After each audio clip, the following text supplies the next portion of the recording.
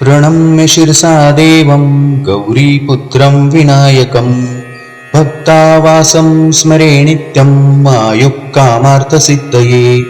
प्रथमं वक्रतुण्डं च एकदन्तं द्वितीयकं तृतीयं कृष्णपिङ्गाक्षं गजवक्त्रं चतुर्थकं लम्बोदरं पञ्चमं च षष्ठं विकटमेव च सप्तमं विघ्नराजेन्द्रं धूम्रवर्णं तथाष्टकम् नवमं भालचन्द्रं च दशमं तु विनायकम् एकादशं गणपतिं द्वादशं तु गजाननं द्वादशैतानि नामानि त्रिसन्ध्याया पठेन्द्रः न च विघ्नभयं तस्य सर्वसिद्धिकरं प्रभो। विद्यार्थी लभते विद्या धनार्थी लभते धनं पुत्रार्थी लभते पुत्र मोक्षार्थी लभते गतिम् जपेत गणपति स्तोत्र षड्भिमासै फलं लभेत् संवत्सरेण सिद्धिं च लभते नात्र संशयः।